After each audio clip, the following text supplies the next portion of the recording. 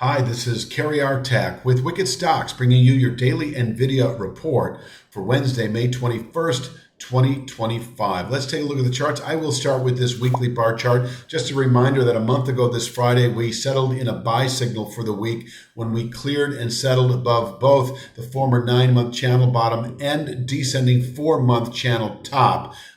Then in the 111 handle, as I recall, they now are opened up and moving apart from each other. But this was the buy signal that anticipated a retest of the 153.19 January all-time high within 3 to 5 months. And as we move through time, the 171.09 channel top wouldn't surprise me by the end of the year. This chart also shows the following a little more than a week, 2 weeks later, we cleared and settled above the 120.67 descending two-thirds speed line. That was considered a secondary buy signal. Up to that point, having closed above the descending channel top at 105.32, we were still expecting 153.13, but we thought the low 120s, the speed line, could give us trouble for a week or two. Wasn't to be. And in fact, I'll jump to this daily chart here and show that exact speed line that is now at 119.63. We pushed through and closed above that on a Monday. This was the sort of the breakthrough in tariff talks between China and the United States, reducing dramatically the levels for at least 90 days, and we're still there.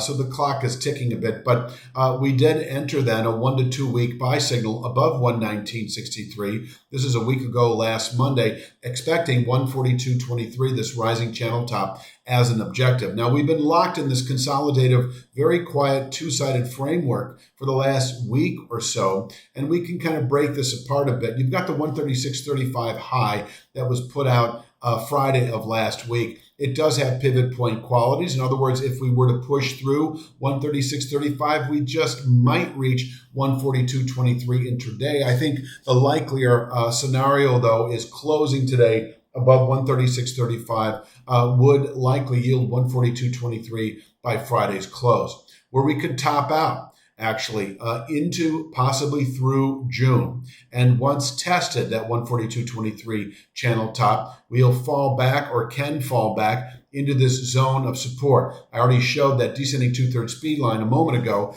now at 119.63, dropping daily, converging later May with a rising channel bottom that is based in part on the highs that were put out later last week. 112.91 rising, 119.63 dropping, a 2 to 3 week objective following a test of the 142.23 channel top. We have just yet to test it, as you can see. We came close about, last week, but here we are. It's pulling away at a very steep pace. It's parallel with the series of lows that were put out early April and later April. And it can contain buying well into June trade. And from here, we can grow tired and fall back for several weeks. And that still exists within the confines of our timing horizon, 3 to 5 month rally to 153.13, which is now more like we're 60-70% of the way there, I suspect. I haven't done the math, but, it's only been 3 or 4 weeks. So there you have it. I will say, as far as this 142.23 channel top goes, if we were to close above it, say over the next 3 to 5 days, and we need a decent rally for that to even occur, but if we did, we're just 1 to 2 weeks away from reaching 153.13, which is the January all-time high, where a double top can be placed for a week, perhaps a month, and if settled above, should then yield this 171.09 long-term channel top could be within 3 to 5 weeks. And so, yes, holding above, it really is 120.67, maintains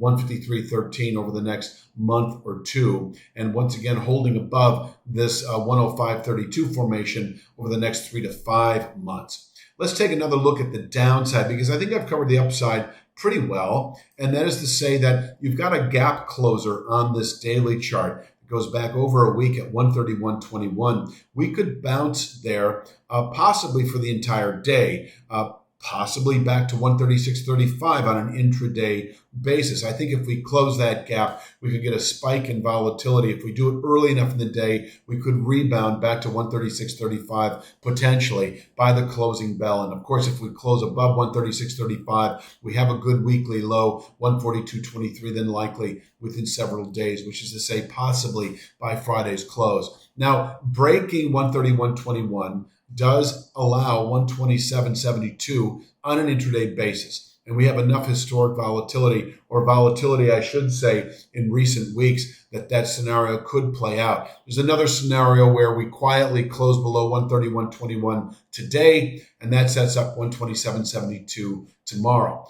127.72 is a 5/8 upside Fibonacci from that January all-time high that we can't see on this chart to that more recent April low. We pushed through that quite easily a little over a week ago. It is still there as a decent session containment level. These Fibonaccis, the 5/8 and 3/8, especially the longer-term ones, can continue to present meaningful support and resistance, not necessarily in a trend-defining way, but for day traders. A closing below 127.72 over the next few days does set up this 119.63 speed line.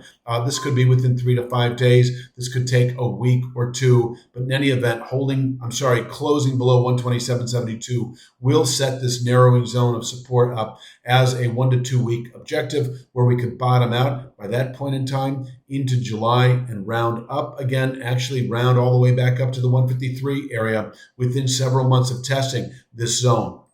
We would have a significant sell signal in the coming weeks were we to close below this channel bottom. And do I even show? Yeah, I would say the low 80s would be in reach within a matter of 1 to 2 months of closing below the 112.91 rising channel bottom. But we're a long way from that right now. We're in this quiet range-bound trade. It's not going to go on forever. It may actually end today. If we close, if we break 131.21, that ends it by one measure, 127.72, potentially in reach on an intraday basis.